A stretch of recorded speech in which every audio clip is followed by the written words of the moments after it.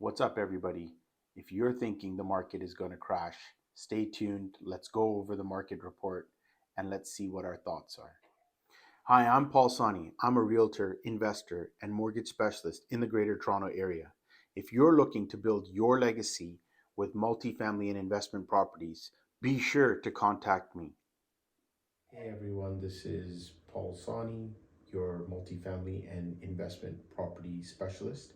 Today I just wanted to go over our May 2022 market report, which probably has a lot of people thinking about what is actually happening with the market. And I'm sure you're online reading about, is the market crashing? What kind of correction is there? What's going to happen? I don't think we're really in the market to prognosticate that there's going to be a market crash. We haven't really seen a crash uh, since probably like late 80s. So I think what's really going to happen is a little bit of a correction, similar to what happened in 2017, which obviously does instill some fear in buyers and sellers. And I think that's what's kind of happening right now. So what I wanted to do was kind of go over in a quick snapshot of what was released to us just a few days ago, which is the average home price. So the average home price right now is at $1.212 million across the GTA, and that is down 9.4%. So year on year, 9.4% isn't such a huge correction, considering there's been a major decline. But I think the major decline really has taken place from the high of February, where the market was literally on fire. And we'll go into a little bit more detail regarding what had happened in February to now and where the market stands. And maybe you'll get a better idea as to where the market prices will probably stabilize and transitioning into a buyer's market, not a seller's market. We are probably right now looking at the market being in a balanced market. So the overall home sales for May of 2022, they were 7,283. That's down from last year of May 2022 of about 39% approximately. And the new listings are in fact up 0.5%, up to 18,679. So let's look at what actually took place in 2017 and compare that market analysis to what is kind of happening right now. So in 2017, the government had imposed two factors to help cool the market down. One was a stress test to test people's ability to afford their home at a mortgage rate or an artificial mortgage rate of 5.25%. And the other one was a foreign buyer's tax. Now, I think that was really just imposed to for probably a smaller area of the market versus what the percentage of foreign buyers were in the Ontario market, which seems to sit around 3%. So it really didn't, all it really did was instill fear in buyers and sellers.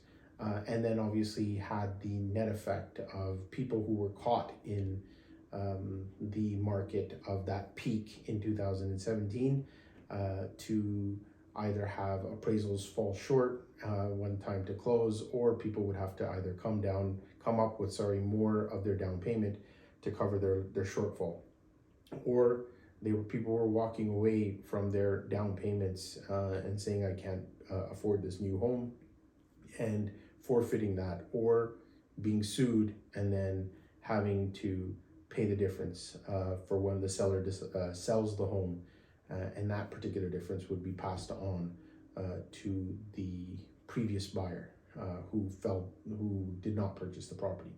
So in today's market, we have one major factor that is affecting house prices, and that is inflation.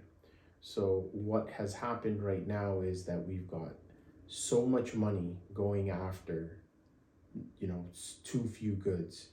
And what's happened now is that people's money has, you know began to deteriorate with the cost of gas prices, and other standard of living items, along with people who were already spread thin, buying homes that they really couldn't afford, and are now in the position of readjusting and trying to figure out what they can actually afford.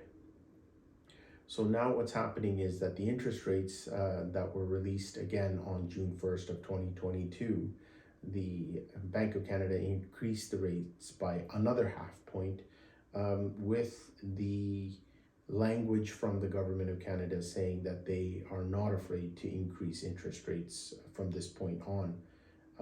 And so there are chances that they will see another half point up to 3/4 points to go as they see. So one of the things with inflation is that it is a very slow effect on the market. It's such a lagging effect that, when you flick the switch, it doesn't necessarily mean that it's going to affect or correct immediately.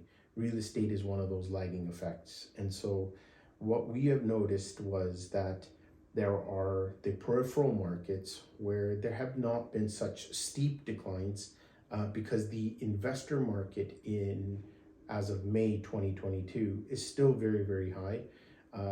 The buyers that are out are very strong buyers, and they tend to be the ones that are bidding on a home with obviously far less people that are interested in buying. So there's no real big bidding wars as such. And they're coming in at much lower prices, which in turn then affect the baseline price in your community. So what I have noticed is that since February, which was the peak of the market, to all the way down to today's market, so we're looking at roughly 4 months worth of data. So February to May, and keep in mind that even the prices that we're sitting in May seem to be still higher than last year's prices.